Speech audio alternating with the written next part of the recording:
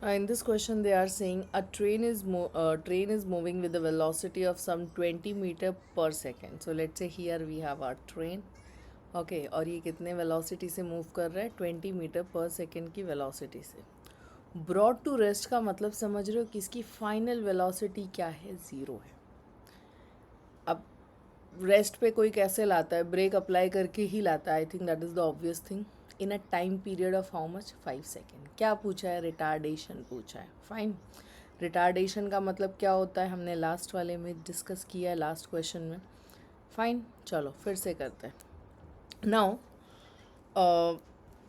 When ever you are starting the numericals, याद रखना, अगर तुम न्यूमेरिकल्स में प्रो बनना चाहते हो, fine, if you are want to be good with respect to numericals, तो जैसे जैसे तुम वैल्यूज़ को रीड कर रहे हो वैसा लिखना सीखो. For example, a body is moving with a velocity.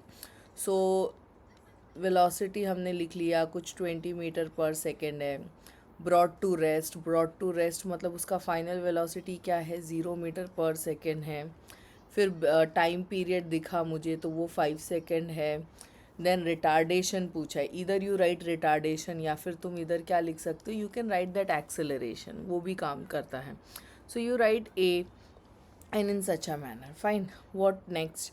You have some set of formulas. You know ना acceleration सब में है, तो तुम उस विद दैट रिस्पेक्ट तुम कोई भी फाइंड कर सकते हो. But you know time is given, तो टाइम दिया है मतलब फर्स्ट या सेकंड के थ्रू ही तुम डिटरमाइन कर पाओगे. बट जो सेकंड वाला है ना उसमें डिस्प्लेसमेंट लगता है, हमारे पास डिस्प्लेसमेंट नहीं है, तो दैट इज़ द सीन कि हम फर्स्ट वाले के थ्रू ही सॉल्व करेंगे.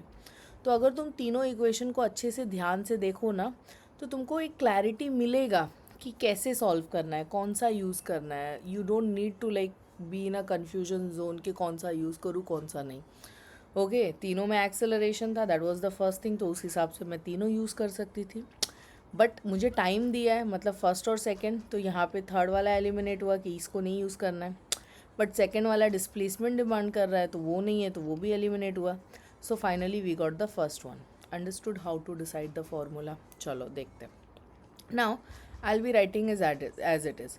बहुत से बच्चे जिनको क्लैरिटी है उनको पता होगा कि ये जो v is equals to u plus a t है, इट इज़ नथिंग बट ये हमारा एक्सेलरेशन का ही फॉर्मूला है.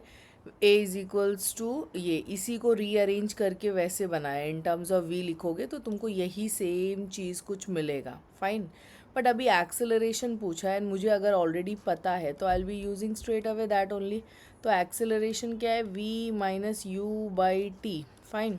What is the final velocity over year? Zero. Initial कितना है? 20. टाइम पीरियड कितना है मेरे पास? 5 सेकेंड का टाइम पीरियड है. Clear? So you will be dividing this, कितना मिलेगा? -20 बाई वॉट? 5 ऐसा कुछ मिलेगा.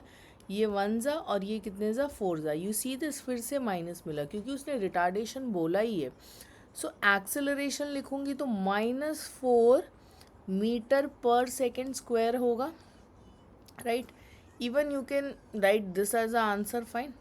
बट उसने ऑलरेडी स्पेसिफाई किया है कि उसको क्या चाहिए, तो तुम बोलोगे कि जो मेरा रिटार्डेशन है, जो मेरे पास रिटार्डेशन है वो कितना है? इट इज़ 4 मीटर पर second square. Negative sign shows the retardation. So जब मैं रिटार्डेशन लिखूंगी तो मैं नेगेटिव साइन नहीं दूंगी. Understood? Yes. So I hope the solution was clear to you all. If in case you have any doubt, so you can reach to us. Thank you.